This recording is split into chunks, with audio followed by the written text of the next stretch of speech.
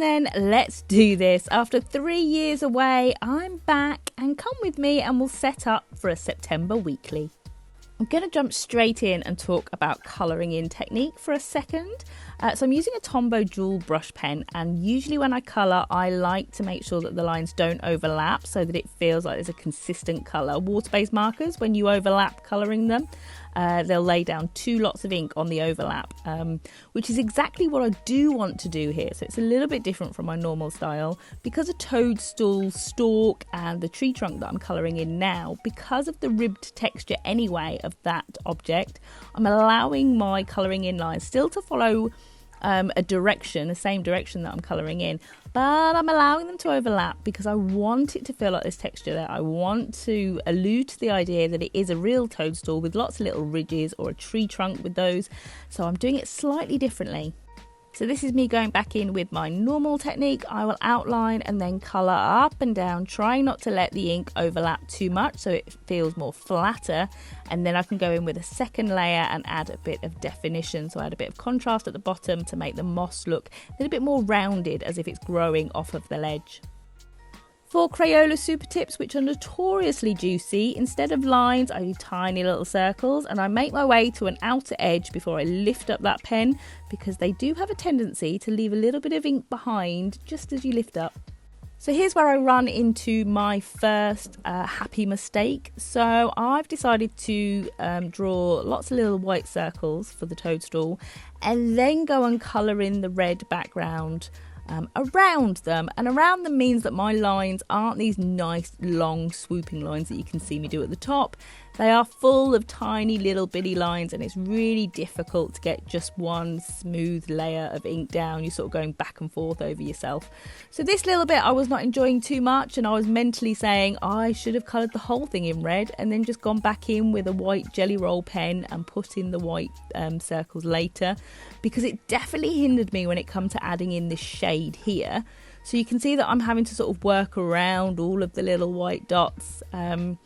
It's not the worst thing I could have done, and I'm certainly not massively mad, but it was one of those mental note, make use of a white jelly roll pen, because I think colouring this in and playing around with shade and texture would have been a little bit more enjoyable had I just been able to colour in the whole space. So that's exactly what I did for all the other little toadstools that I've got dotted around the doodle. Nice big swooping strokes, no worrying about moving around different objects. Oh, so much better. And for a wooden door, I am going to draw it as if it is made up of planks of wood. So this is a Bic Kids Couleur. You know how I feel about kids colouring pens. I still think they absolutely slay, and I will stand by that statement when I'm an old lady. So this one I'm going in and I'm choosing to colour them all in and then just shade down on the bottom edges. It doesn't really stand out too much now, but when it comes to putting in the black line work later, that's when this shading just helps to build that overall picture. For large areas like this tree in the background, I'm going to still draw in my usual line style up and down, but it doesn't necessarily look very tree-like. So I'm going to go in with a second layer and just stretch some of that line at the top down. So just give it another little layer, trying to be quite loose with the line work. And then this space here is just too much line, so I go and break it in with another layer of colour, which helps to diffuse those lines. My pen of preference for outlining is the black Tombow Fudenosuke. Oh, sounds wrong. I still don't know. 3 years and I still don't know how to pronounce this pen name. But this one is the hard tip, which I certainly prefer over the soft nib. The soft nib, very much, you only have to sneeze and it's laid down a really big black line. Whereas with the hard tip, it's much firmer and it doesn't want to yield as much. So you've got a much more control, mainly because I'm quite heavy-handed when I'm drawing, between what's a thin line and what's a thick.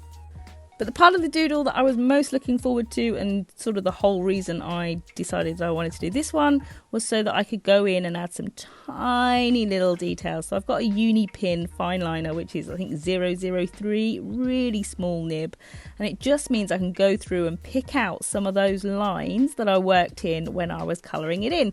So all of my deliberate overlines and double layers of ink that I put down, I can then go and pick some of those out. I can add in some wood grain for the wood textures, which I think is really cool. And I can go back around those white circles that I kicked myself for right at the beginning of the doodle. So I've gone in and just added a little bit of black on there. And then I'm going to do what I should have done in the beginning. I'm going to go in with that jelly roll and just play around with adding some white toadstool detail with no black outline, because I think that would have been overkill.